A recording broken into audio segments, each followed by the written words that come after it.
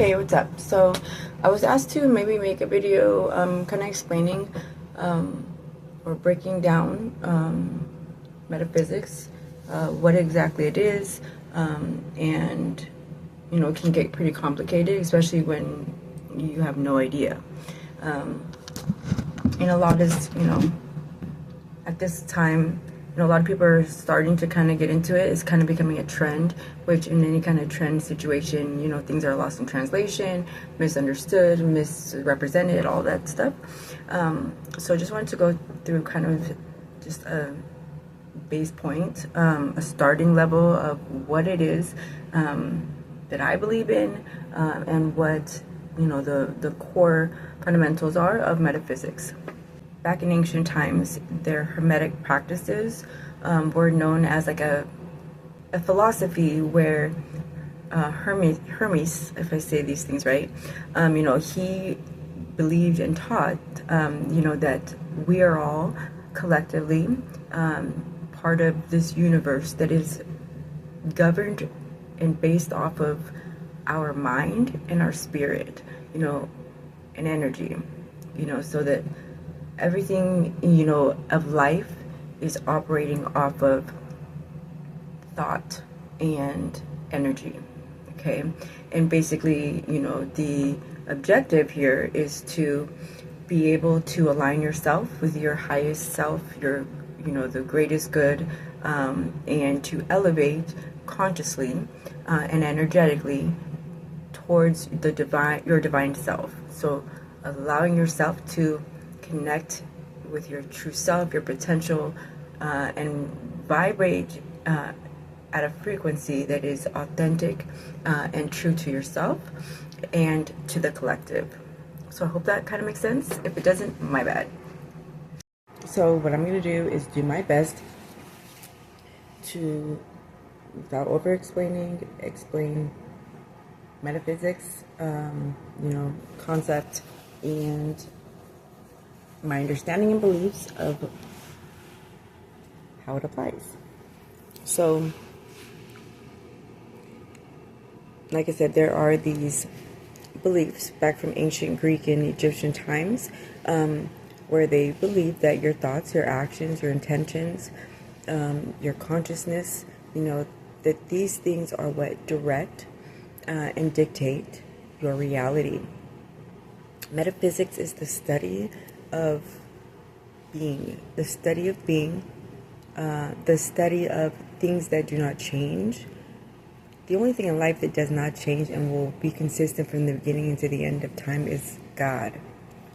Metaphysics refers to God as source, our main source, our energy hub, our giver of energy, our powerhouse, okay? We are all individually part of that source, literally. So like it says, like in the beginning there was the law, and the law was God, and the law was with God. We are all parts of that energy. So it's like this. I explain God like this.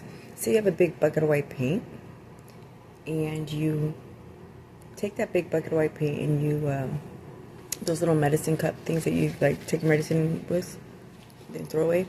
So say you took those little cups and you put them out for infinity and beyond, as far as the eye can see, forever and ever. If you took that bucket of white paint and you put just the smallest, slightest drop of paint in every single cup forever, in essence, that is what's happening here. So it's like God, we are the imagination of God.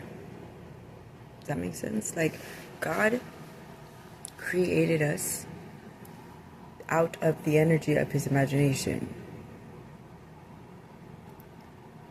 But, okay, so it's like we are the cell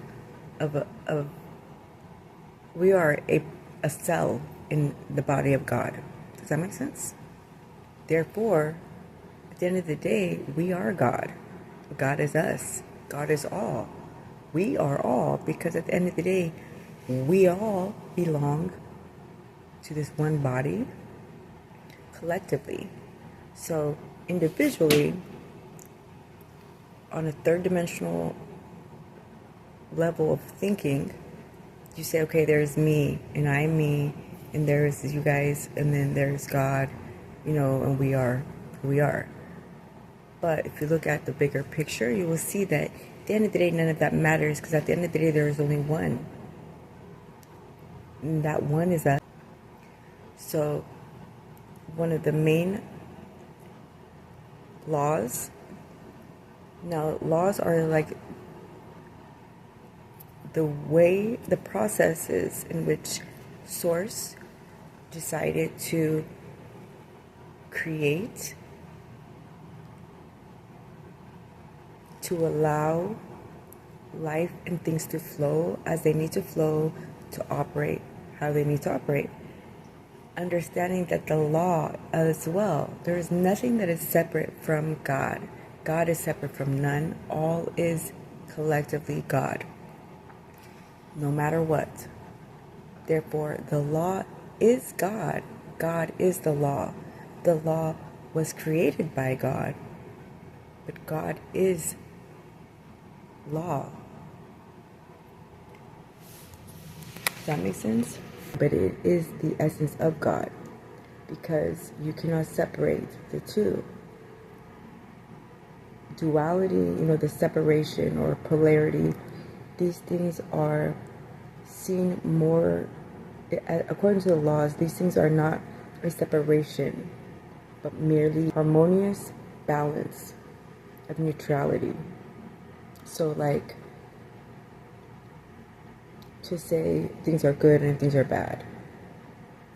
Even if you were to say you're a male and you're a female, these things are polar opposites. These things are not, it is never to separate anything from anything. It is always to bring attention of the necessity of having one and the other, and the need that they play off of each other to cancel out and balance each other out, and the need for both of those things, the need for duality, but not the need for the separation of or seeing it as a separation. Because at the end of the day, all is one and one is all. So everything in life is part one higher source that is God. Everything affects everything else. We are all individually vibrating at certain frequencies and energies by the law of vibration that is directed based off our individual thoughts, intentions, actions, awareness, but have a effect on each and everything in existence. Kind of like this. So say you have a pond, okay? You could be in a pool. We'll use that example. No one skips rocks anymore. So say you're in a pool. The pool is empty, it's balanced, whatever. Or maybe people are just chilling in the pool. Someone gets in, they jump in, they cause a wave. There's waves just waving all around, and that person jumping in and creating this wave and this ripple effect in the water is going to affect each and every person that's in that pool. No matter what. No matter if they're underwater, no matter if they're just got their feet in, it doesn't matter. It's going to affect everybody in the pool. So that is the same concept as the law of one. Understanding that no matter where you're at in the pool or what you're doing in the pool, what someone else does or what you do is going to affect and be felt by everybody else in the pool no matter what. Eventually, that pool will naturally come back to balance and harmony and be still again, right? So that's kind of the same thing. So you can see it like our karmic actions individually are a ripple effect. That's us jumping in is the unbalancedness. Karma is just an imbalance of harmony. It's an unbalancedness. So life continues to give you set tests and obstacles to be able to bring yourself harmony, hence collectively closer to being harmonious and one again. So no matter what you do, no matter how small or how big, which is the law of perpetual some shit. I have to look it up. No matter how big, no matter how small, affects everything. And everything in life is based on this law of cause and effect. The law of cause and effect. I believe it might also be the law of karma. Everything is based on this. What you put out is what you will get back. Just like the Bible says, do unto others as you would like done unto you. You should do unto others because what you do to somebody else is what is going to reflect back to you. What you do to someone else, you're doing inadvertently to your own self.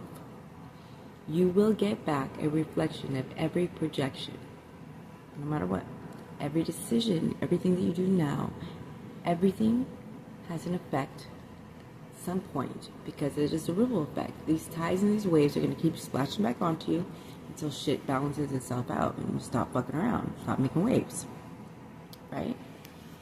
So, collectively, we are one. The law of one says that all of us collectively are part of this, we're a cell in this bigger body, and we're all affected by what other people do, what other people think, and we won't win unless we all win. There is no win if we don't all win. So our goal is to eventually come to a point where we all are aware that we're all on the same team and we all want to win. And we're willing to play by these set laws and rules in order to succeed in doing that.